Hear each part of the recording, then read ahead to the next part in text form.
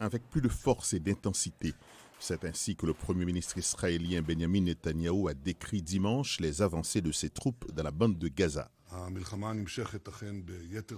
Pour atteindre tous nos objectifs, l'élimination du Hamas, le retour de toutes les personnes enlevées et la promesse que Gaza ne sera plus jamais une menace pour Israël.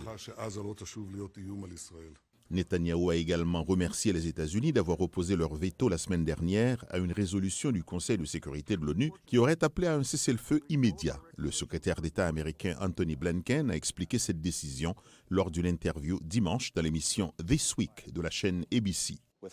Vu que le Hamas existe encore, est toujours intact avec l'intention déclarée de répéter le 7 octobre, encore et encore et encore, cela ne ferait que perpétuer le problème. Blinken souligne l'importance de fournir à Israël le soutien et les armes dont il a besoin pour se défendre, mais, dit-il, des conditions s'imposent.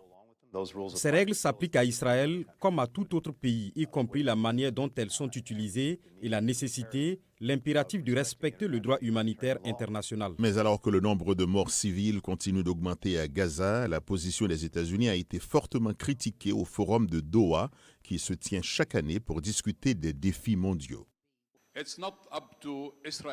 Ce n'est pas seulement la responsabilité d'Israël, mais aussi de ceux qui ont donné aux Israéliens le feu vert pour continuer à tuer les Palestiniens.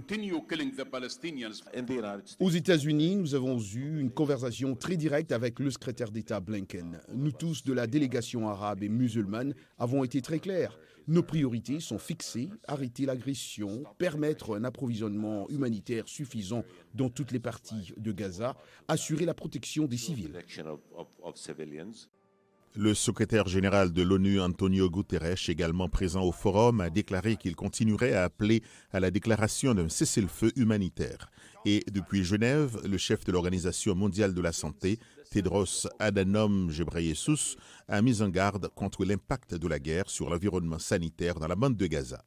Alors que davantage de personnes se déplacent dans un espace de plus en plus restreint, la surpopulation combinée à un manque de nourriture, d'eau, d'abri et d'assainissement adéquat crée les conditions idéales pour la propagation des maladies.